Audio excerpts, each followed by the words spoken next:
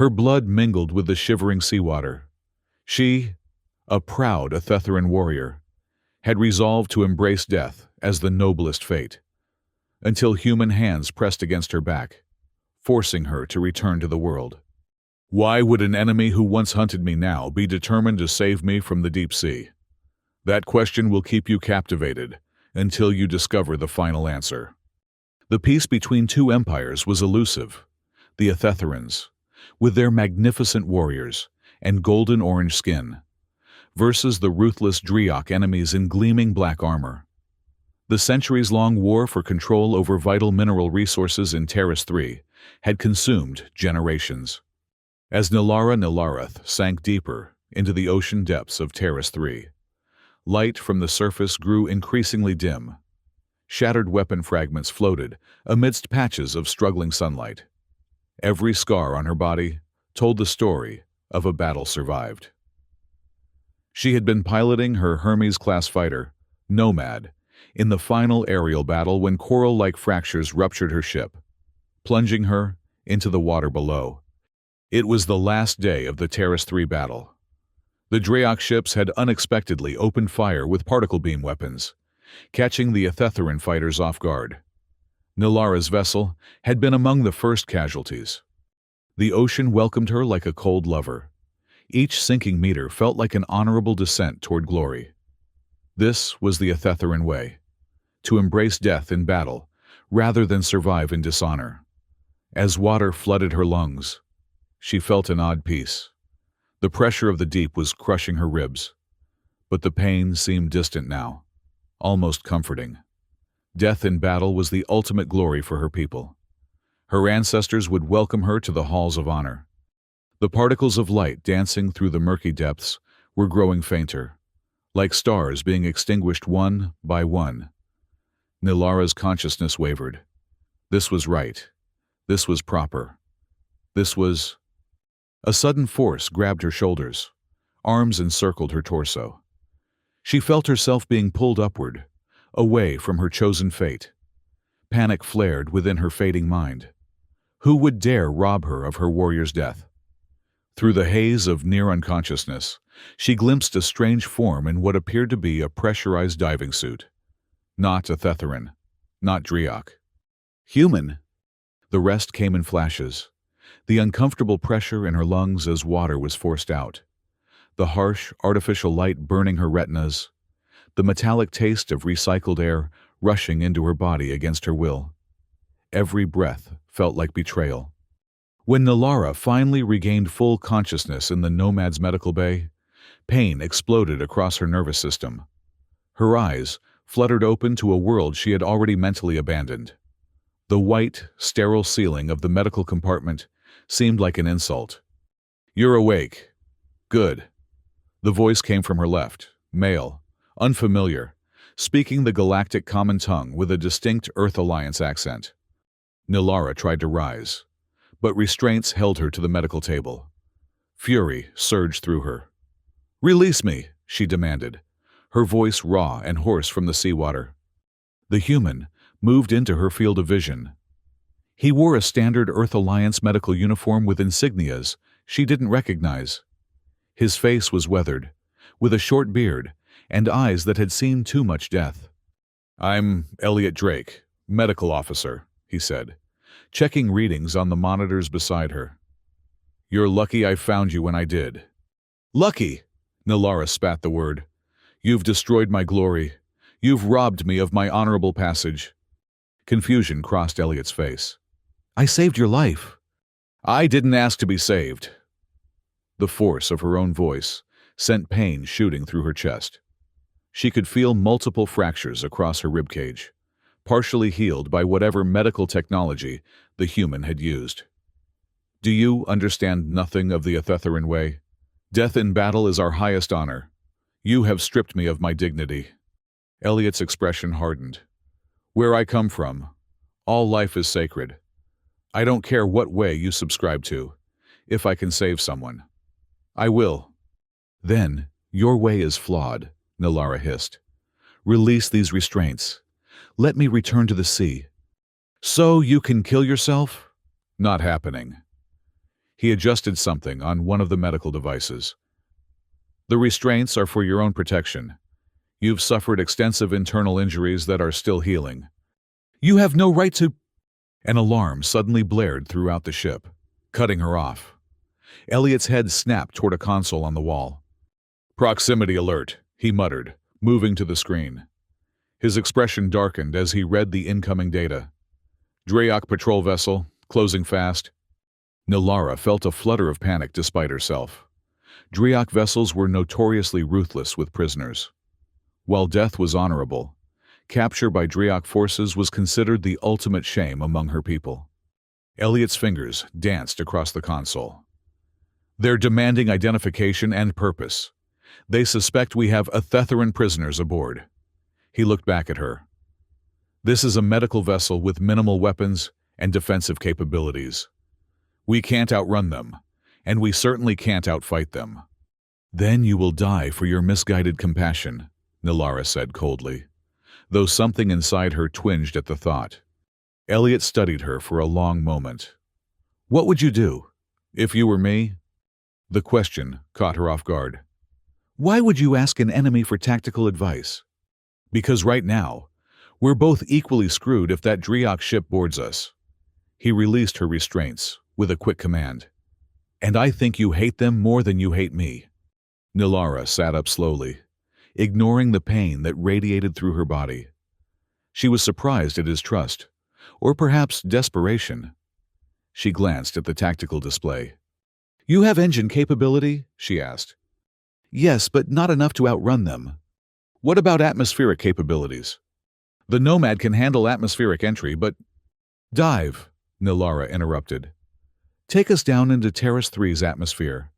The ionic layer will create shadow images on their sensors. They'll have difficulty tracking us. Elliot hesitated only briefly before nodding. Worth a try. He moved quickly to the ship's control interface, leaving her unrestrained. Nilara knew she could attempt to overpower him. He was distracted. And though she was injured, her Athetheran strength would give her an advantage. She could seize control of the vessel, perhaps even turn it over to her own people. Yet, something stopped her. Curiosity, perhaps. Or maybe a reluctant acknowledgement that this human had indeed saved her life. However unwelcome that salvation might be. The ship lurched as Elliot initiated a steep descent toward the planet's surface. The hull groaned under the sudden pressure change. They're following, he reported, his hands steady on the controls despite the danger. Sending out scanner pulses. Nilara moved to join him at the console, her muscles protesting with every step. The ionic layer begins at approximately 30 kilometers altitude. Adjust your descent angle to 43 degrees to maximize the shadow effect. The small medical vessel plunged through the outer atmosphere of Terrace 3, cloud formations whipping past the viewports. The proximity alarms continued to wail as the Drayok vessel maintained pursuit. We're approaching the ionic layer, Elliot announced. Hang on, this could get rough.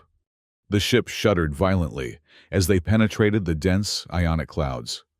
Static electricity danced across the external sensors, temporarily blinding their own systems. When the displays cleared, they were enveloped in a thick, amber haze. Did it work? Elliot asked, scanning the readouts. Nilara checked the sensor array. They've lost direct lock, but they're still following our general trajectory. She studied the topographical data of the region below them.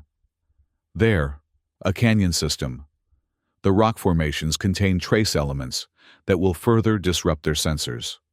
Elliot adjusted course, sending them hurtling toward a massive crack in the planet's arid surface. The Nomad barely squeezed between the towering rock walls, its hull occasionally scraping against protruding formations. This is insane, Elliot muttered, his knuckles white on the controls. Scared? Human? Despite everything, Nilara felt a thrill of adrenaline. This kind of desperate flying was what she had been trained for. Terrified, he admitted without shame, but I've done crazier things. The canyon narrowed further, forcing them to slow their descent.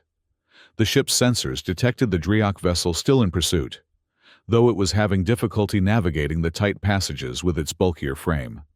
"They're dispatching scout drones," Nilara warned, spotting the smaller signatures detaching from the main vessel. "Great. Just what we needed." Elliot's eyes darted between the view screen and the controls. "Any more tactical advice?" Nilara examined the ship's systems. "Do you have any defensive capabilities at all?"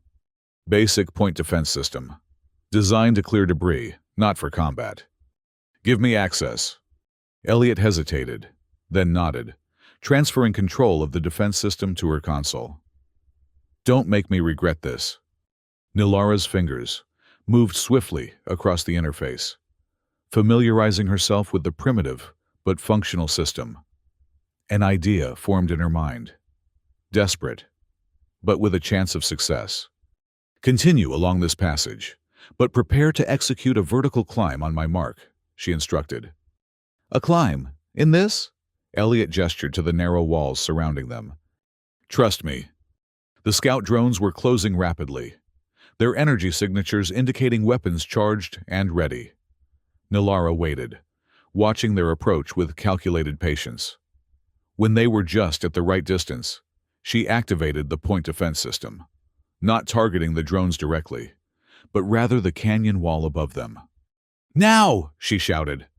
Elliot yanked the controls upward as Nilara's precisely aimed bursts struck the weakest point in the rock formation.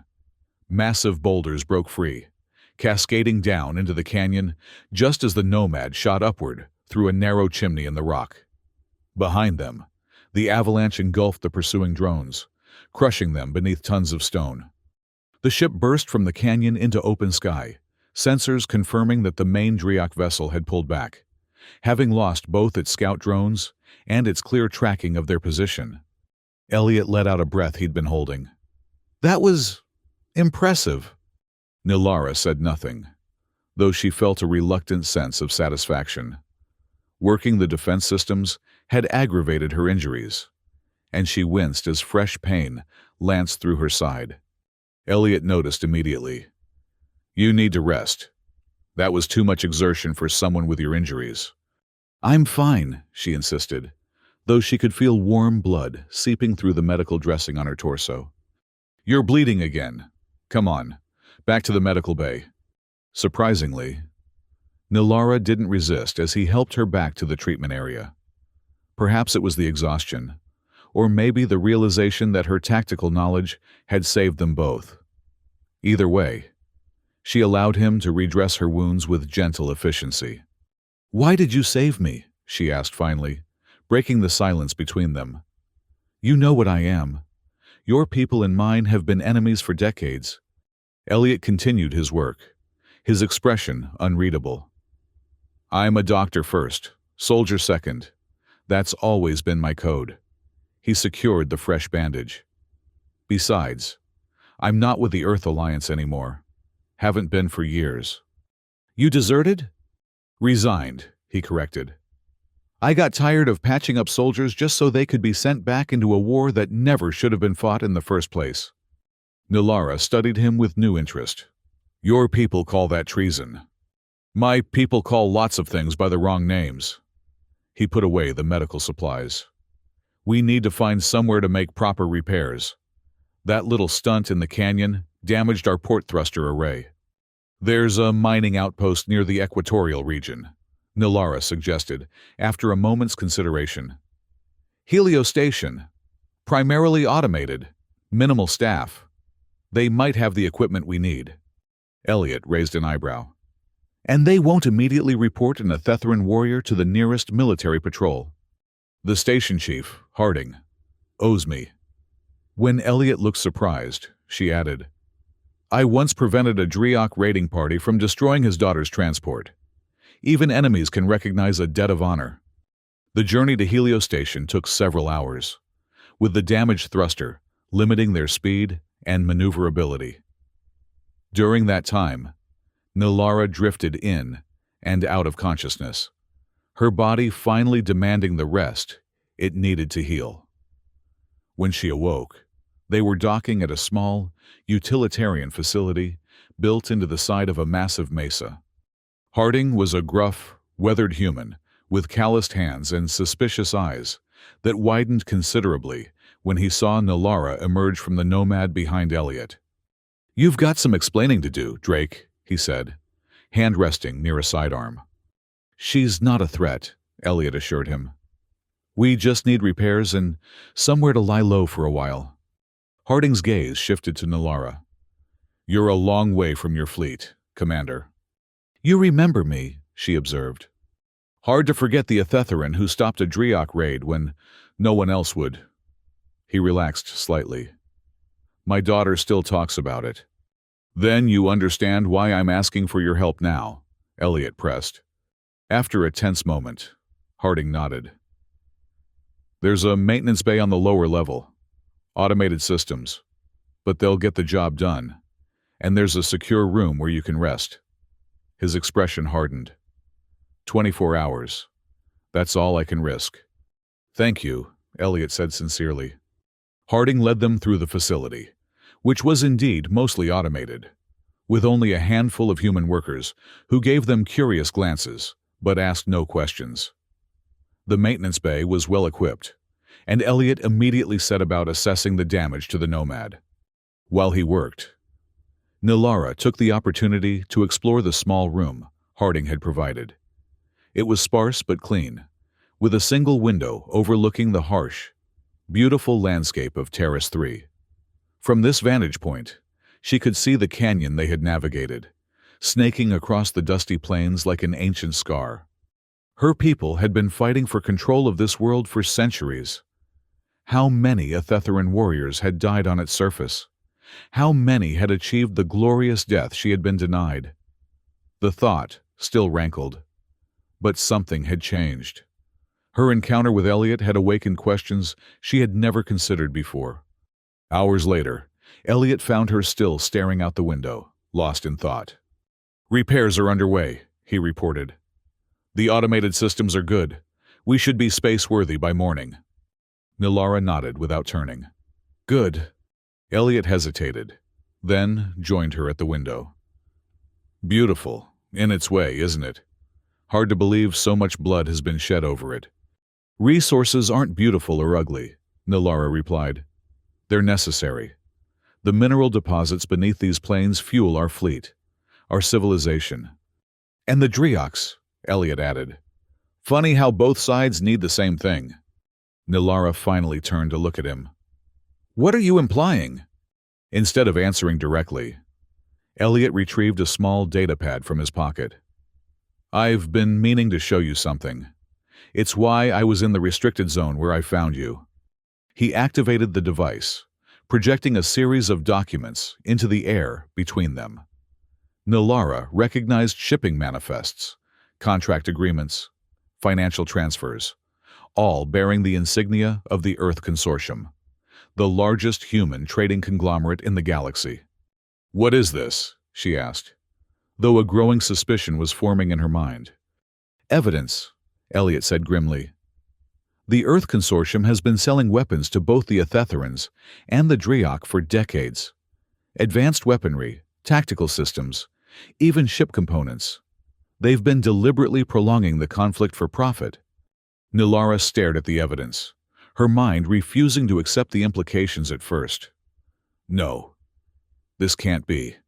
My people would never deal with—" "They disguise the transactions," Elliot explained.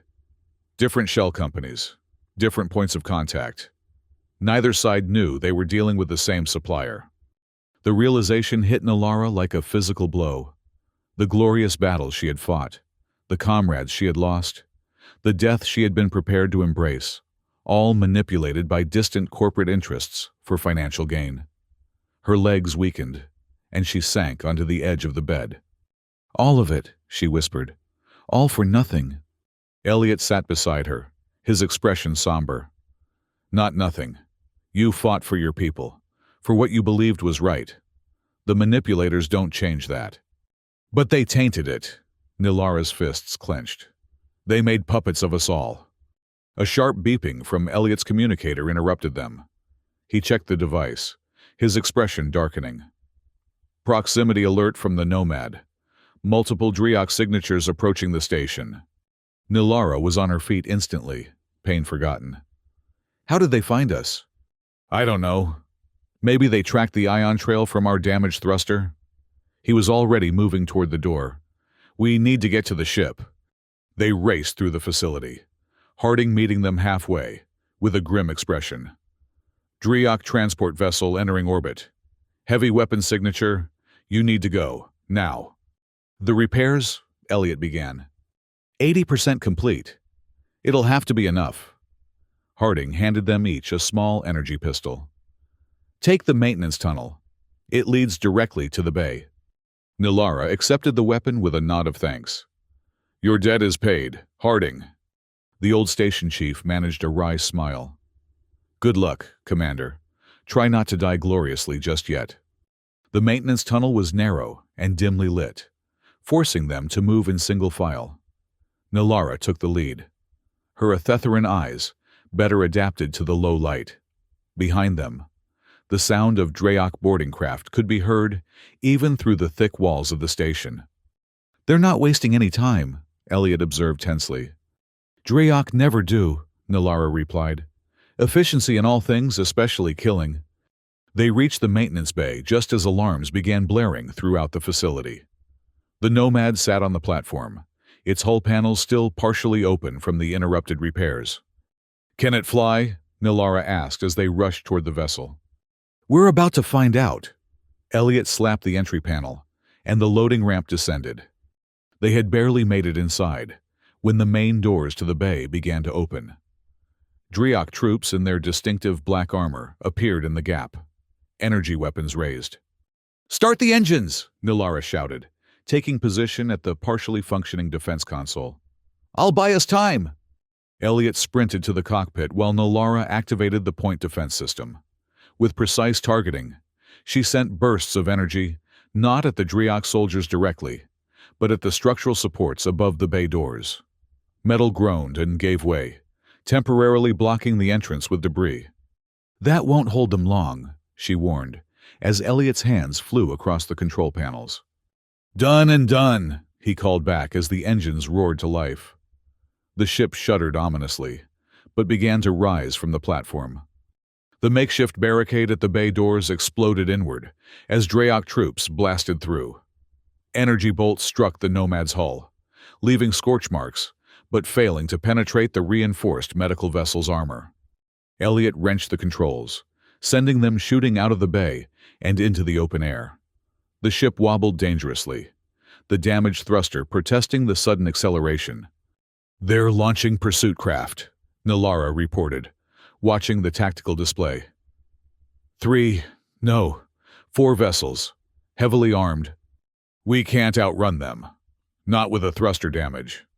Elliot's mind raced. Any more brilliant tactical suggestions? Nilara studied the topographical data. The mining fields, south of the station. They're laced with residual explosive charges from the excavation. Elliot didn't question her, changing course immediately. The Nomad skimmed low over the barren landscape, the pursuing Driok vessels gaining ground with every passing second. We'll only get one shot at this, Nilara warned, accessing what remained of their defensive capabilities. If we can detonate one of the larger charges, the chain reaction should disable their ships. Should? Unless you have a better plan? Elliot's grim smile was answer enough. He pushed the Nomad's engines beyond safe parameters, the damaged thruster howling in protest as they raced toward the abandoned mining field. Behind them, the Driok vessels fired warning shots, energy beams slicing through the air around them. They're trying to disable, not destroy, Nilara observed. They want prisoners. Not happening, Elliot growled, executing a series of evasive maneuvers that strained both the ship and its occupants. The mining field came into view, a vast expanse of excavated terrain, pockmarked with drill holes and abandoned equipment. Elliot brought them in low, weaving between massive excavators and processing units. There, Nilara pointed to a specific section on the tactical display. Primary demolition charges, still active, according to the sensors. Elliot positioned the Nomad directly over the location she indicated, then began to climb sharply. "Tell me when they're in position!" Nilara watched the pursuing vessels adjusting their trajectory to follow. Almost. The Drayok ships formed a tight formation directly over the charges. "Now!" Elliot cut engine power, allowing the Nomad to drop like a stone, while Nilara fired their remaining defensive energy into the ground below. The precision strike found its mark, igniting the forgotten demolition charges. The explosion ripped through the mining field, sending a massive shockwave upward that caught the Drayok vessels at their most vulnerable point. The Nomad barely escaped the edge of the blast, Elliot reigniting the engines at the last possible moment to pull them away. Behind them, the Drayok ships tumbled from the sky, their systems overloaded by the electromagnetic pulse from the explosion. "It worked," Elliot breathed, watching the tactical display as the enemy signatures flickered and died. "You are either the luckiest or most brilliant tactician I've ever met." "Perhaps both," Nilara replied, allowing herself a small smile of satisfaction. The victory felt hollow, however, in light of what she had learned about the true nature of the conflict. Elliot set a course away from the planet, pushing the damaged Nomad as hard as he dared. "We can't stay in this system. The Drayok will send reinforcements, and Helio Station can't protect us." "Where, then?" Nilara asked. "My fleet believes me dead, and yours would likely imprison me." Elliot was quiet for a moment, considering. "There's a place, Vidian Station, in orbit around the moon of the same name. It's not exactly official. A gathering point for those who've grown tired of this war." "Deserters?" Nilara's tone was more curious than accusatory. "Peace seekers," Elliot corrected. "From all sides, including some who've seen the same evidence I showed you." Nilara contemplated this. The idea of a place where Athetherans, humans, perhaps even Drayok gathered in peace seemed impossible. And yet, after what she had learned, perhaps the impossible was worth pursuing. "How far?" she asked finally. 14 hours, at our current speed, assuming the thruster holds." Nilara nodded. "Then we have time. Tell me, Elliot Drake, how a military doctor came to possess classified documents exposing the Earth Consortium's deception." Elliot set the autopilot and turned to face her fully. "I was assigned to a special medical task force. High-risk extractions, battlefield surgery, the worst of the worst. I saw too many soldiers die for what I was told was a necessary conflict." His expression darkened with memory. "Then I treated a high-ranking official who became delirious from his wounds. He started rambling about profit margins and market share from the war. I thought it was just the pain medication talking. But it wasn't," Nilara prompted when he paused. "No. I started digging, carefully, at first. Then, more desperately as I found connections. The Earth Consortium had board members placed in key military positions, steering strategy to extend the conflict while appearing to work toward resolution." His hands clenched. "When I brought my concerns to my superior officer, I was immediately reassigned to a remote outpost. Message received, loud and clear." "So you resigned?" "I did more than that. I copied everything I could find, then disappeared before they could silence me more permanently." He met her gaze. "I've been trying to gather enough evidence to expose them ever since." Nilara considered this. "Why risk saving me? You could have completed your mission without that complication." "Honestly, I didn't know you were a Thetheran at first. I just saw a pilot in distress." He shrugged. "By the time I realized, it was too late to abandon you. And maybe I thought saving an enemy might help balance the scales for all the deaths I couldn't prevent." The honesty in his answer resonated with something deep within Nilara. For the first time, she truly looked at the human who had saved her, not as an enemy or an unwelcome savior, but as a person with his own complex motivations and honor. "Thank you," she said simply. "Not for saving me. I'm still not convinced that was the right choice. But for your honesty." Elliot seemed surprised by her words, but nodded in acknowledgement. "Get some rest. Your injuries still need time to heal, and we have a long journey ahead." The 14-hour journey to Vidian Station passed in alternating periods of rest and conversation. Nilara found herself sharing stories of her campaigns, her training, her beliefs, things she would never have imagined discussing with a human days earlier. In return, Elliot spoke of Earth, of the strange beauty of human cultures with their contradictions and resilience. As they talked, something shifted between them. Not friendship, exactly, but a mutual respect that transcended their inherent differences. By the time Vidian Station appeared on their sensors, Nilara realized with some surprise that she no longer resented Elliot for saving her life. The station itself was unlike anything Nilara had expected. Built into the cratered surface of the small moon, it was a collection of modules and habitats connected by transparent tubes that afforded spectacular views of the surrounding space. Ships of various designs docked at its multiple ports. Some she recognized as human, others Athetheran, and even a few that appeared to be modified Driok vessels. "Welcome to Vidian," Elliot said as they approached. "Last sanctuary for the war-weary." "How has this place remained hidden?" Nilara asked, amazed that such a collaboration could exist in secret. "It hasn't, not completely. But it's protected by people in all factions who believe in its mission, and its location in neutral territory makes direct action against it politically complicated."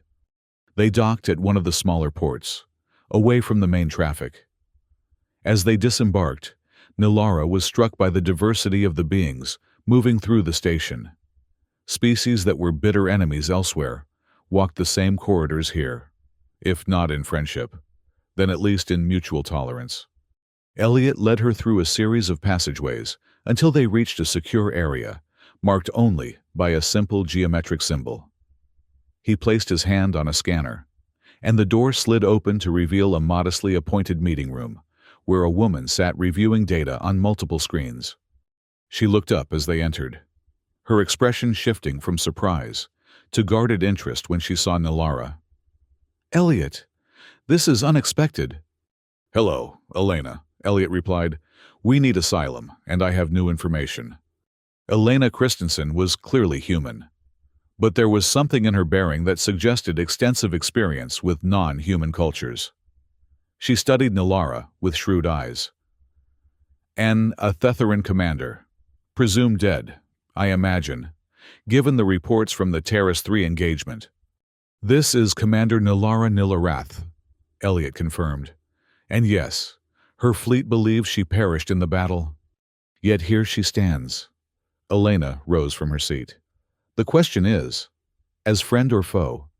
"Neither, yet," Nilara answered honestly. "I have seen evidence that changes much of what I believed about this conflict. I would know more before deciding where I stand." Elena seemed to approve of this answer. "Fair enough. Few arrive here with their minds already made up." She gestured to the screens behind her. Elliot mentioned new information. Evidence of Earth Consortium's direct involvement in weapons deals with both sides, Elliot explained, transferring the data from his pad to Elena's system, including tactical planning to ensure the conflict remains at a stalemate. Elena reviewed the new information with practiced efficiency, her expression growing increasingly grim. "This correlates with other intelligence we've gathered. It's the most direct evidence we've seen yet." She looked up at them both. "The Coalition needs to see this immediately." "Coalition?" Nilara questioned. "Our formal name, though most just call us Vidian," Elena explained. "A collective of individuals from all involved factions who believe this war has gone on long enough." She activated a communication panel. "Assemble the council. Priority session." What followed was a blur of movement and introduction as they were escorted to a secure chamber deep within the station. Nilara found herself seated at a round table across from faces she never expected to see in such circumstances. An Athetheran commander named Talara, whom she had believed dead. An aging Draok advisor, whose visage was familiar from intelligence briefings. And 2 humans, whose insignia marked them as high-ranking officials. Honored Council, Elena began formally. I present Elliot Drake, former Earth Alliance Medical Corps, and Commander Nylara Nilarath of the Athetheran Fleet. The Athetheran commander, Talara, leaned forward, his golden-orange skin catching the light. Nilarath, we received confirmation of your death in the Terrace 3 engagement. Reports of my death were premature, Nilara replied, meeting his gaze steadily. As, apparently, were reports of yours. Some deaths serve a greater purpose than honor in battle, Talara said meaningfully, as you may come to understand. The elderly Draok. Commander Vrur spoke next, his voice a low rumble through the translation device. Why have you brought an active Athetheran commander here? This endangers everything we have built. Because she has seen the truth, Elliot interjected, and chosen to seek answers rather than cling to comfortable lies. Elena brought the discussion back to order. Commander Nilarath has witnessed evidence of the Earth Consortium's manipulation of the conflict. Evidence that Elliot Drake has now shared with us. She displayed the data for all to see. This confirms what many of us have suspected, that corporate interests have been deliberately prolonging this war for profit. The council members reviewed the evidence in tense silence. Nilara watched their reactions carefully, the grim resignation of the humans, the controlled fury of Talara, the calculating assessment of the Draok commander. This evidence is compelling, one of the human officials finally stated. Combined with what we already know, it presents a damning picture of corruption at the highest levels. Yet, what can we do? The Draok commander questioned. My people will not simply lay down arms on the word of a secret council and a supposedly dead Athetheran.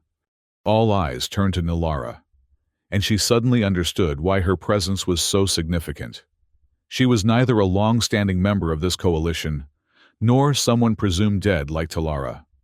She was active, respected, and, most importantly, had directly experienced the revelation of the truth. They might listen to someone who has seen both sides, Talara suggested, confirming her realization. Someone who was prepared to die gloriously for the cause, only to discover the cause itself was built on deception. Nilara felt the weight of expectation pressing upon her. You want me to be your ambassador? We want you to tell your story, Elena clarified. To those who will listen, to those who need to hear that there is an alternative to endless war. And if I refuse? Nilara asked, though she already knew her answer. Then you are free to go, Elliot said before anyone else could speak. That's the difference between us and them. Nilara, we offer choices, not commands. The sincerity in his voice solidified something within her. The warrior, who had been prepared to die in the depths of Terrace 3's ocean, was gone, replaced by someone who had glimpsed a larger truth, and could not turn away from it. I will speak, she decided. Not as your ambassador, but as someone who has seen enough death for corporate profit. My people deserve to know they're being used. All our people do. Relief and hope rippled through the council. Plans were quickly made, secure channels established. Key individuals identified who might be receptive to the truth. Strategies developed to protect Nilara and others who would speak out. Hours later, exhausted from planning but filled with a new sense of purpose, Nilara found herself in an observation dome, staring out at the stars. The vast expanse of space seemed different now, no longer simply a battlefield to be conquered, but a shared home that had witnessed too much unnecessary bloodshed.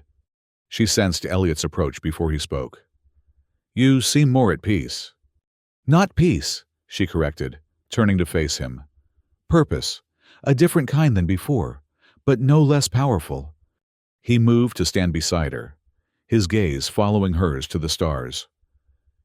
It won't be easy. The Earth Consortium has deep resources and deeper influence. They'll fight to protect their profits. Good, Nilara said with a fierce smile. I was beginning to worry my combat skills would go to waste. Elliot laughed, the sound warm and genuine. You know, when I pulled you from that ocean, I never imagined we'd end up here. Nor I. I was quite determined to hate you for saving me. And now? Nilara considered the question seriously. Now I find myself grateful, not just for my life, but for the truth, however painful it might be. Something unspoken passed between them, a connection forged through shared danger and revelation. Elliot's hand found hers, human fingers intertwining with Athetheran ones, in a gesture that would have seemed impossible days ago. Whatever comes next, he said softly, we face it together. Nilara nodded, her gaze returning to the stars with new determination. The war that had defined her existence was built on lies. But the truth had given her something precious, a chance to redefine her purpose, to fight for something genuinely worthy. The universe beyond the viewport seemed vaster than ever, filled with both danger and possibility. The path ahead would not be easy. Challenging entrenched powers never was. But for the first time since she had sunk beneath the waters of Terrace 3, Nilara felt truly alive. And that, she realized, was Elliot's greatest gift to her. Not the salvation she had initially resented, but the opportunity to discover a cause worth living for, rather than merely dying for. As Vidian Station continued its silent orbit around the moon, Nilara and Elliot stood together at the threshold of a new beginning. Behind them lay deception and war. Ahead, a struggle for truth that would demand all their courage, skill, and newfound alliance. Nilara squeezed Elliot's hand, sealing an unspoken pact. Together, she agreed. And in that moment, surrounded by the infinite stars, a warrior who had once embraced death found herself fully, fiercely committed to life, and to the battle for a peace that was truly earned, not manipulated by distant powers for profit. The ship that had nearly become her tomb had instead become the vessel of her rebirth. And though the journey ahead would be fraught with danger, Nilara faced it without fear, for she had already died, once in her mind. And what remained was something stronger, a warrior with nothing to lose and everything to fight for. The former enemies turned allies, watched as Terrace 3 receded into the distance, its significance transformed from battleground to beginning. Nilara's blood no longer mingled with the shivering seawater. Instead, it pulsed with renewed purpose, flowing toward a future neither she nor Elliot could fully envision. But both were determined to forge together.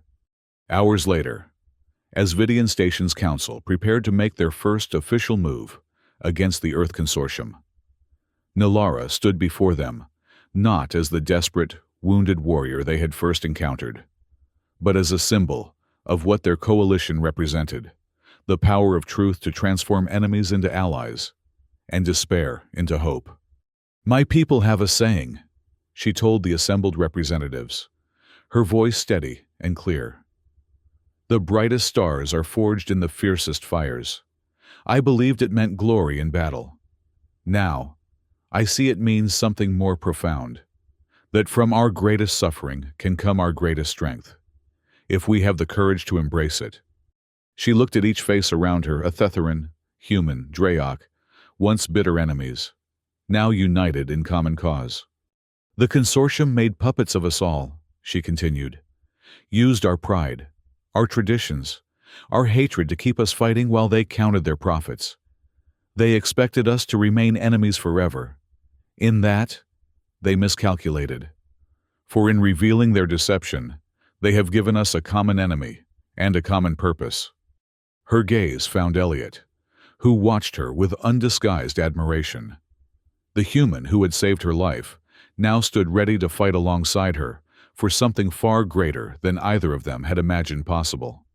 We begin today, Nilara declared, not just to end a war, but to forge a peace worthy of all the lives sacrificed to reach this moment. The path will not be easy, but we will walk it together, former enemies united by truth, strengthened by purpose, guided by hope. As murmurs of agreement filled the chamber, Nilara felt something she had never expected to experience again after sinking into Terrace 3's ocean. The profound, invigorating sensation of standing at the beginning of something momentous. Not a glorious death, but a meaningful life. And as she met Elliot's eyes across the room, she knew with absolute certainty that some fates were far more powerful, far more honorable, than the one she had been prepared to embrace in those cold, dark waters. In saving her from an honorable death, Elliot had given her the chance for an honorable life, and that, Nilara realized, was the greatest gift of all.